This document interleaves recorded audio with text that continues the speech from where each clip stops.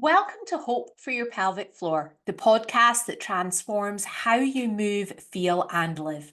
I'm Claire Sparrow, Pilates teacher, educator, and best-selling author.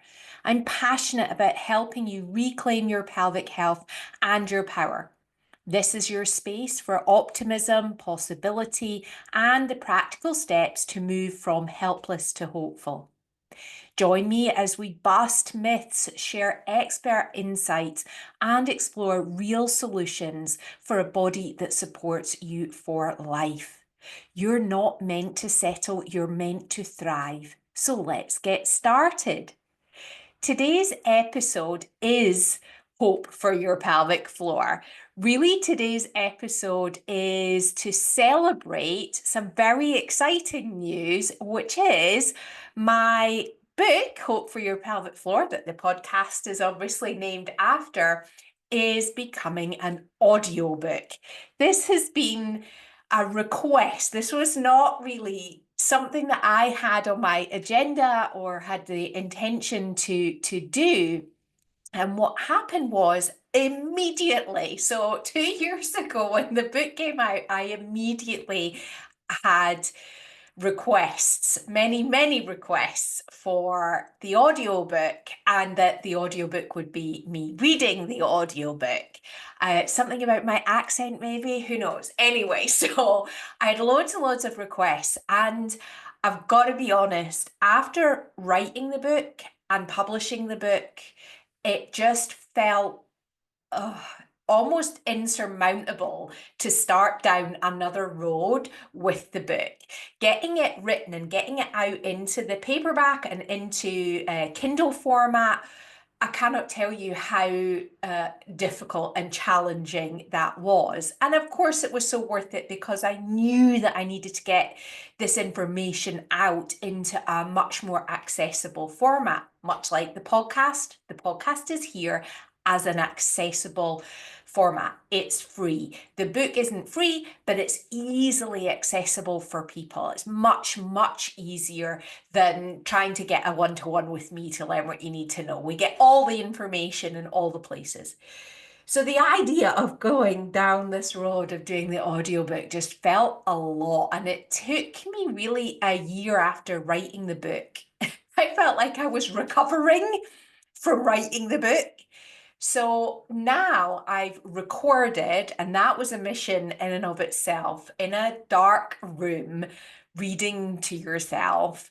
And yeah, that was a bit of an experience. And I cannot tell you how grateful I am to the patient soul that did the recording, that sat at it's like a little room, it's sort of like a kind of dark room with a glass window to another little room where Greg, the amazing, all singing, all dancing videographer, audio podcaster, he is just like the king of everything. He's my go-to. He has been an absolute savior. And so he sat on the other side of the glass thing, and I'm there just reading, and he's got to hear me reading and messing up and fumbling and all of the things. And bless his patience and care, because he's been part of this mission since the very beginning, because he films all of the classes for my membership. He edits all of the classes. He creates the theme tune for the classes. He does absolutely everything. So he knows the mission and the importance of this work as much as I do. So bless him. I just cannot thank him, or I just appreciate him so very much for being so patient to do all of this work.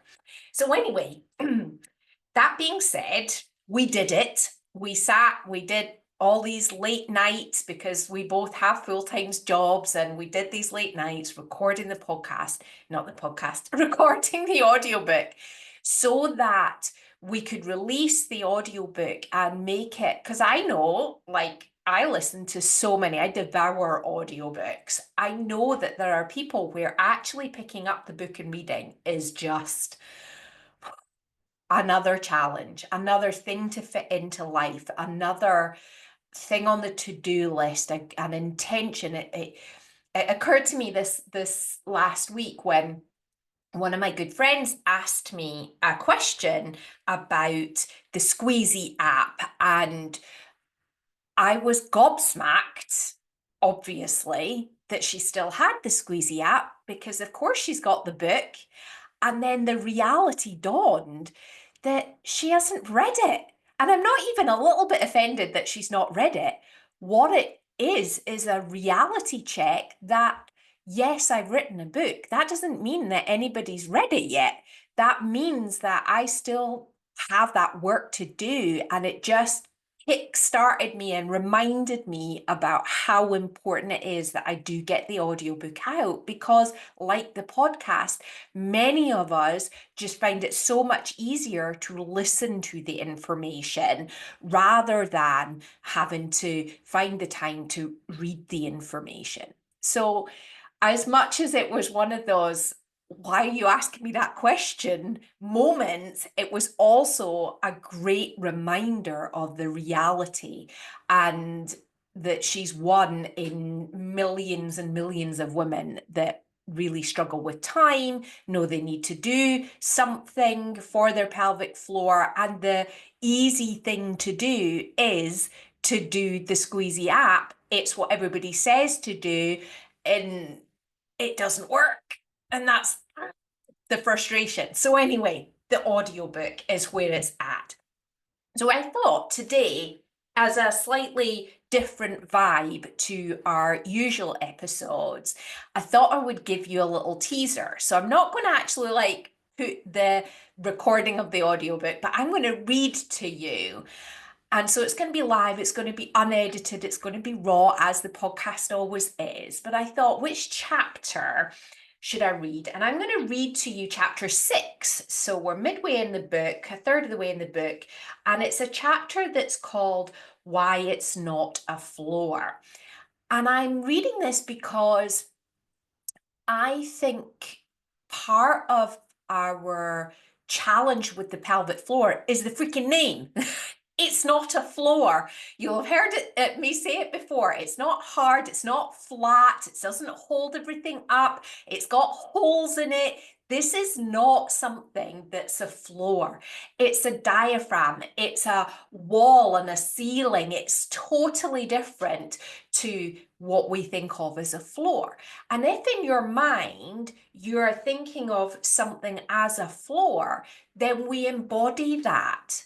And it's absolutely crucial that we stop embodying a floor and we start to embody a diaphragm, a dynamic, spontaneous diaphragm. Sometimes people call it like a trampoline because it has a rebounding nature. It's got this lengthening and lifting nature to it. And whatever, nothing is going to be exact as an image. And diaphragm or hammock or trampoline or something like that is a damn sight better than floor.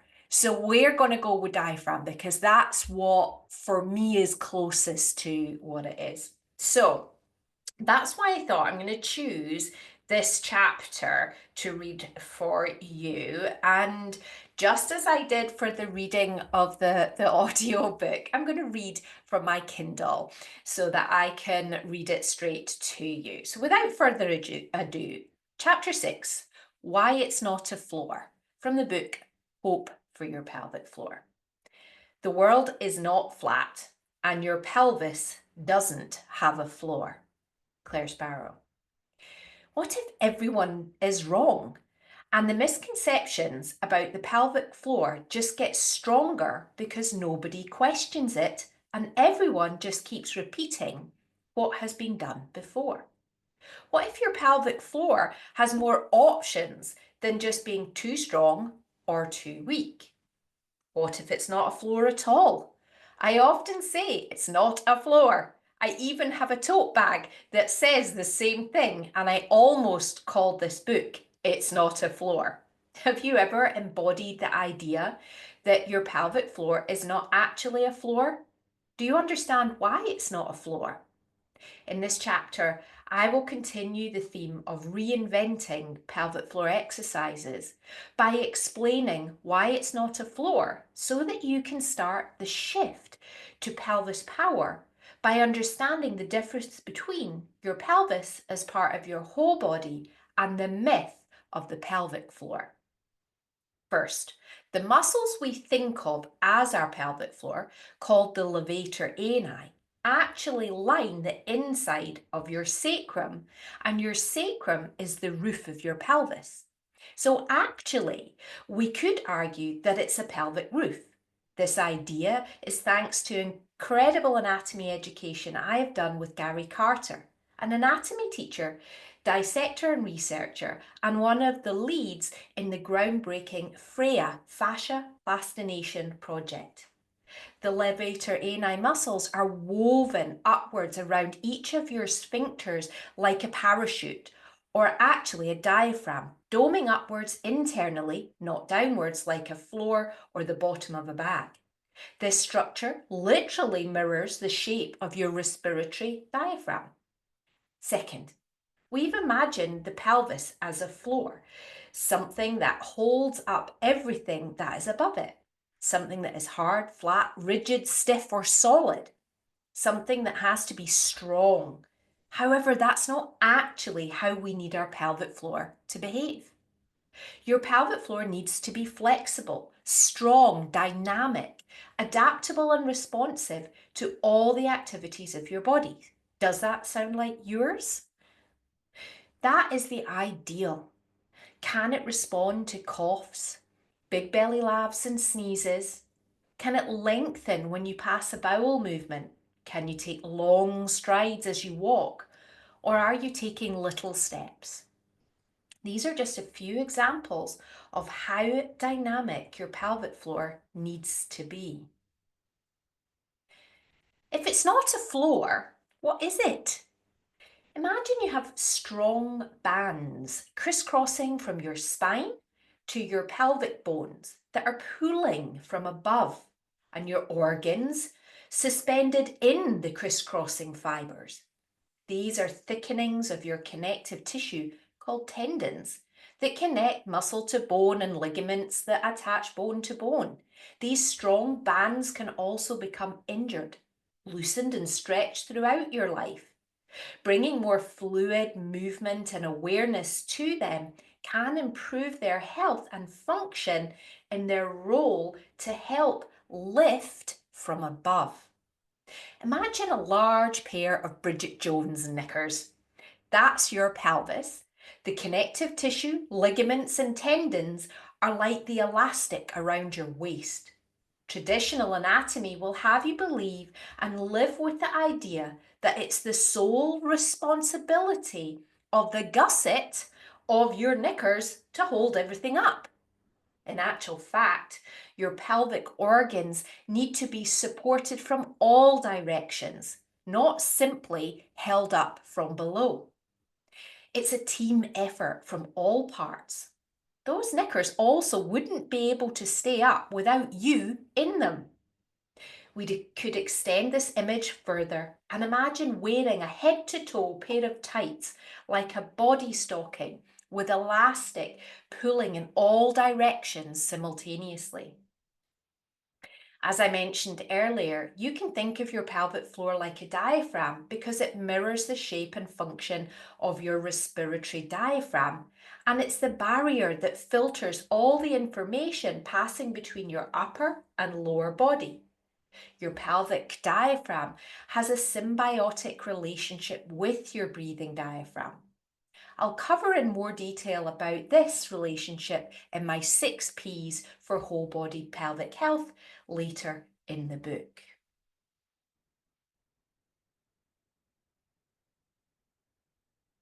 Wow. Every time I read that chapter, I think, oh, I could go on, I could expand on it even more. The idea of the Bridget Jones knickers, and we are living in a world where we're constantly being told that it's that gusset that holds everything up. But here's the thing, if in your everyday life maybe you've not had any pelvic floor issues, but we don't have things falling out of us in our everyday life. So how can it be that that's the idea, like the bottom of a shopping bag? It's like completely ridiculous. Even a shopping bag, you're holding the handles from above to hold it up. I mean, it just makes absolutely no sense. We have other openings in our body where things are not falling out. You don't have things falling out your ears, or your eyeballs don't fall out. Things don't fall out of your mouth. Like, it's just ludicrous to think of the body in this very simplistic way. Your pelvic diaphragm is part of this suspension system of your whole body, and it all works in coordination, not simply your pelvic floor holding everything up from below. So that is a little extract from the book Hope for Your Pelvic Floor. And it's funny, even as I say Hope for Your Pelvic Floor, you know, I really was going to call it It's Not a Floor.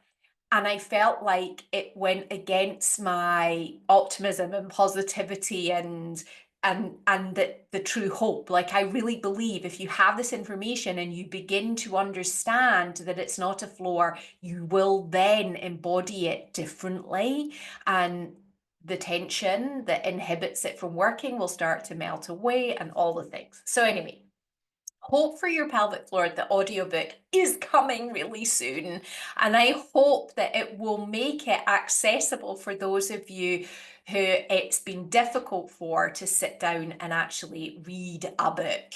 So watch the space. Let's just say watch the space for the audiobook. It will be on Audible as the primary place that you can read it. And if you're like, oh, I'm not bothered about an audiobook, I just haven't read the book yet, grab it, get it. Don't feel like you have to read it from cover to cover. Look at the chapter titles and pick the ones that maybe resonate with you, and then just dive around where you feel it's most useful for you. And don't forget, however you've got it, Kindle or the paperback, there's a free companion course. So in that chapter, I gave lots of movement moments where it's a way of embodying and experiencing what it is that I'm explaining. And I write it out in the book. Of course, that's not always going to resonate with people. So I created a little companion course that's completely free. Once you've got the book, you can log into the Whole Body Pelvic Health website, and you can log in to that. There's a special code that you use and all that gubbins, QR code, because that's the trendy thing to do, to have a QR code. So that's in the book, or you can just put in the special website address. Anyway, enough about that. It has been lovely to share that news with you about the audiobook coming out and to give you a little taste of what you can expect. Watch this space. It is coming very soon. Thank you so much for listening. I really, truly appreciate all of your support, and I look forward to speaking to you in the next episode.